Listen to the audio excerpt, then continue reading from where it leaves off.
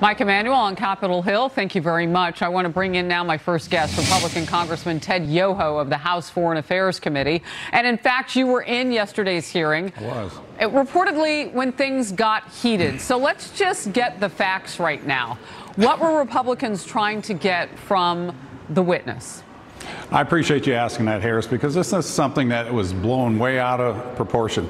Mr. Meadows stood up and asked a point of order to Chairman Schiff. Eric Swalwell got up and started yelling at Mr. Meadows, saying, "You're not the chairman. You be quiet. You have no business being here or interrupting this."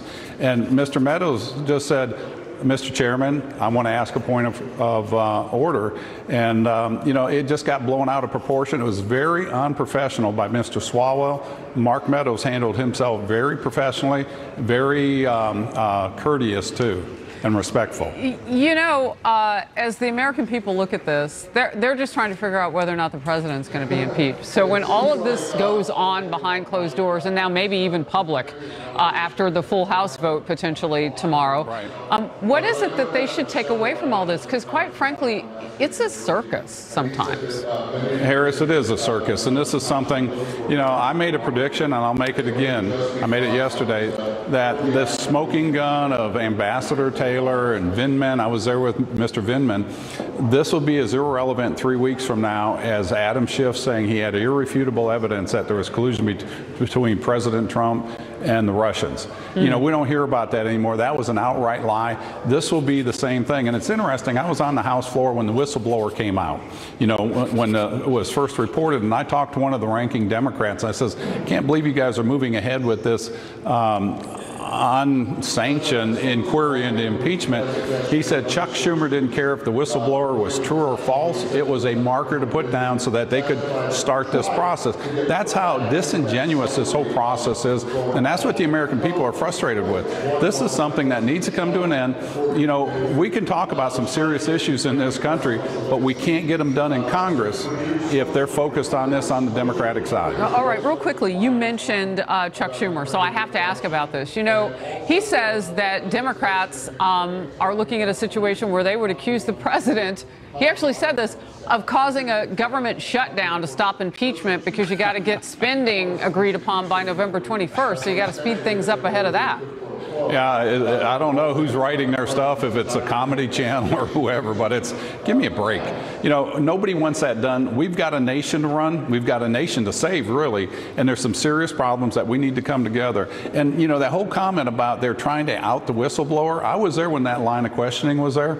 They were asking who else was in that room that could corroborate what you said so that they could bring him in as a witness. And, they weren't looking to out anybody. They were looking to get to the bottom of this. Well, and look, we were talking about this with Tom Dupree, a great legal mind last hour on the couch with us, and he said if it comes up in testimony and it doesn't leak from the room, it's within bounds, the name of the whistleblower, because you're supposed to be contextually not off the record, but behind closed doors anyway in there. All right, I want to move on to this. Fewer than 2 hours from now, Congressman, the House Rules Committee will be meeting to prepare its impeachment inquiry resolution for the floor ahead of that full House vote expected tomorrow. Democrats have released the text. We saw that yesterday, and it includes top lawmakers and staff getting more time to question witnesses. Republicans can then request witnesses, and the president's lawyers can participate in hearings. But it's all at Democrats' discretion. So how is that going to work? Yeah, that's not fair and balanced, is it? But it's a baby step moving and opening up the process, because they know what they've done is being, the American people just don't like what they're doing. It's in closure.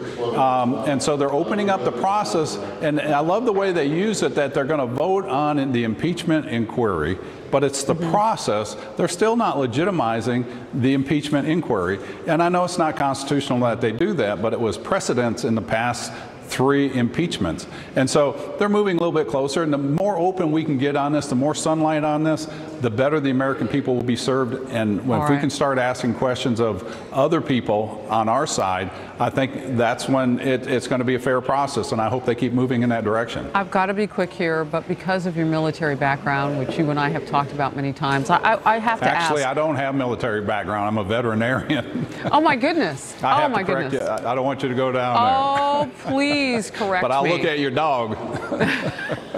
All right. No, I'm glad you stopped me there, and I apologize.